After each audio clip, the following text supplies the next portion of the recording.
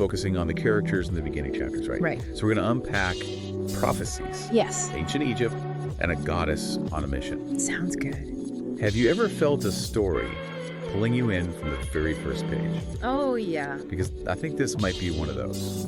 Absolutely. The author establishes this captivating premise right from the start. Yeah. Ancient Egypt, where celestial and mortal realms are all intertwined, Really? already holds this inherent mystique, but Oh, yeah, for sure. the idea of Sopdet, the goddess of stars, sensing a cosmic imbalance Yeah. and descending to the mortal realm, that's a hook.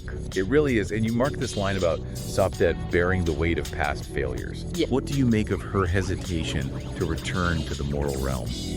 It's such a brilliant way to introduce a relatable flaw in this seemingly all-powerful goddess. Right. She's not just a divine being. She carries the burden of past mistakes, making her instantly relatable to us mortals who've experienced our own share of shortcomings. For sure. And especially when she encounters Khepri, Right. who approaches the world through logic and observation. Yes. He's our resident skeptic, at least initially. Right. What did you think about his dynamic with Sopdet in these early chapters? It's a classic clash of perspectives, this divine certainty of Sopdet against the grounded skepticism of Khepri. Yeah. You highlighted his line, "Hold on, goddess, I need proof." Yeah, such a good line. It speaks volumes about his character and sets the stage for an intriguing dynamic between them. Absolutely. It's like the universe is throwing this curveball at both of them, forcing them to confront their own biases. Right. And then things start to get really interesting. Yeah. The author doesn't shy away from showcasing the tangible effects of this cosmic disturbance. Dimming stars, fear gripping the populace, whispers of a dark priest. And it's not just external, the author masterfully portrays the psychological impact of this encroaching darkness. Yeah. It preys on fear, Right. doubt, those universal human vulnerabilities. You noted Sopdet's discovery that the city's despair fuels the darkness. Right. What a chilling concept. It is. It makes the battle for balance deeply personal, wouldn't you say? Absolutely. It's like this ripple effect where individual despair contributes to a much larger, more sinister force. Yeah. And that leads them to a once sacred temple, now corrupted and shrouded in this oppressive atmosphere. Wow. Enter Nekhmet, the corrupted high priest. Oh boy. Yeah. Nekhmet's accusations towards Sopdet about her past failures add another layer of conflict. He embodies the seductive nature of chaos, questioning the existence of the gods, and encouraging surrender to darkness. Talk about a crisis of faith. Not just for Sopdet, but for Khepri, who's still grappling to reconcile his logical mind with the increasingly inexplicable events unfolding before him. It's a brilliant way to highlight the struggle many of us face when confronting the unknown. Right. Do we cling to logic and reason, or embrace the possibility of something beyond our understanding? Right. And just when things couldn't get more complicated, Right. they encounter Zahra, Yeah. the blind oracle. You marked this passage about the dangers of interpreting visions. Yeah. That thin line between guidance and manipulation. Right. What do you think the author is trying to convey here? Oh, it's a fascinating exploration of the nature of prophecy and belief. Right. Zahra's blindness could be seen as symbolic. Okay. She sees beyond the physical realm, but her visions are open to interpretation, even her own. Yeah. It raises those questions about free will versus destiny, Right. and how much control we truly have over our own paths. And her vision is anything but straightforward, right? Right. They need to gather fragments of the god's power scattered across the land. Across the land, yeah. The first stop on this scavenger hunt of divine proportions, Okay. Akhenaten, the abandoned city of a heretic king. Akhenaten. The author's choice of location is ingenious. It's not just some random abandoned city. Right. It's a place steeped in history, Yeah. representing a rebellion against these traditional religious structures. Wow. It adds a layer of intrigue to the quest, don't you think? Absolutely. It's like the author is inviting us to consider the complexities of faith Yes. and dogma. Uh-huh. And Akhenaten presents a unique challenge for Khepri, Okay. whose logical mind is put to the test. Yeah. You pointed out the barrier in the temple, Yeah. responding not to intellect but to conviction. Right. What do you make of that? It's a powerful illustration of the limitations of logic. Yeah. Especially when dealing with matters of faith. Right. The author seems to suggest that sometimes a leap of faith is required, a willingness to believe in something beyond what we can see and understand. Yeah. Khepri's journey in this regard is something many readers can relate to, I'm sure. Right, it's like the old saying, the heart knows what the mind cannot explain. Exactly. They do overcome that barrier. They do. But of course, a guardian awaits. Right. This confrontation seems to be about more than just physical strength, though. Exactly. The Guardian and the trials they face throughout this quest act as mirrors reflecting their inner struggles. Yeah. Remember, they're not just battling these external forces. Right. They're confronting their own flaws, their deepest fears. Wow. The excerpts you shared highlight this beautifully. Okay. From the Temple of Hathor, where they must embrace compassion and empathy, Right. to the Oasis, where they're forced to confront manifestations of their own fears. I found the Oasis scene particularly compelling. Oh, yeah. What do you think about the way the author portrays their battle against shadows?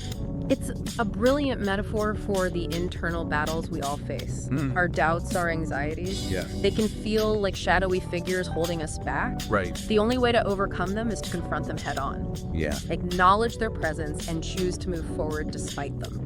It's interesting that you mentioned choice, because even in the face of these seemingly insurmountable odds, Yeah.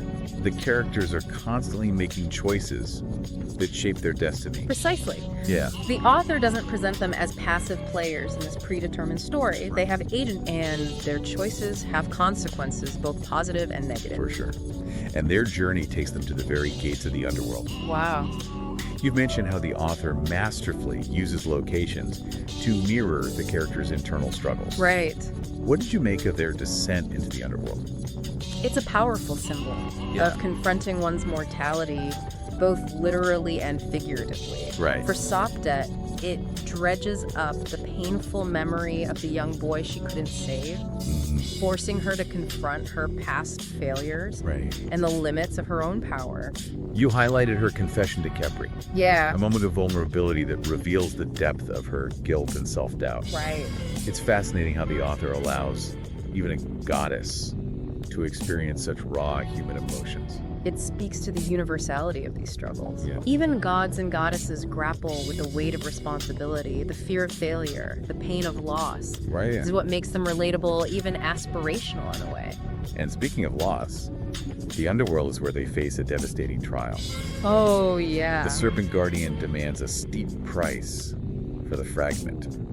One of them must stay behind, imprisoned forever. Wow. It's a gut-wrenching moment, and Hasani chooses to make the ultimate sacrifice. Oh, wow. Yeah. Hasani's sacrifice is a pivotal moment in the story. Right. It underscores the high stakes of their quest, the very real dangers they face. But it also highlights the power of selflessness, Right. of choosing the greater good even at a personal cost. It's a reminder that heroism takes many forms, not all of them triumphant or glorious. Yeah.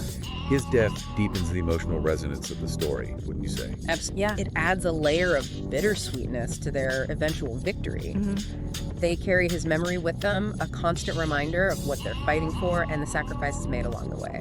And they do eventually face Nekmet in a final confrontation that shakes the very foundations of their world. Intense. You mark this passage describing the clash of shadows and starlight, ancient magic versus divine power. Yeah.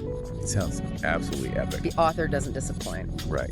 But what makes this final battle truly compelling is that it's not just a spectacle of magic and might. Right. It's the culmination of their individual journeys, their growth, and the bonds forged through shared trials. It's interesting that Nekmet tries to exploit their individual fears and doubts. It seems like even in the midst of this grand battle for the fate of the world, the author never loses sight of the personal stakes. Exactly. Nekmet's attacks are not just physical. Right. They're psychological, Yeah. designed to chip away at their resolve. Wow. He tempts Khepri with the allure of control, reminds Sopdet of her past failures. It's a reminder that even the strongest wills can be shaken when confronted with their deepest fears. But they find strength in their unity, their belief in each other and in their cause. Yes. And in a surprising twist, Sopdet doesn't strike Nekmet down. What? She offers him a chance at redemption. Wow. What did you make of that choice? It's a powerful testament to the idea that redemption is possible even for those who seem irredeemable. Sopdet recognizes that Nekhmet, consumed by darkness, is not so different from the shadows they've been battling throughout their journey. She chooses compassion over vengeance, forgiveness over retribution. Yeah. It's a powerful message, especially in a genre often dominated by these clear-cut battles between good and evil. And it speaks to the complexity of the human experience, the potential for growth and change that exists within each of us. Right.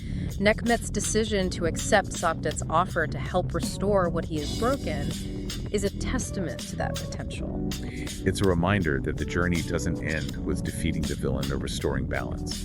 Right. The real challenge, as Zahra's vision suggests, is maintaining that balance, guarding against the ever-present threat of darkness. The author leaves us with a sense of hope, but also recognition that the struggle is ongoing. It's a powerful message that resonates far beyond the pages of this book. This deep dive has taken us on quite a journey. It has. We've explored themes of faith, doubt, redemption, sacrifice, and the enduring power of hope. Powerful stuff.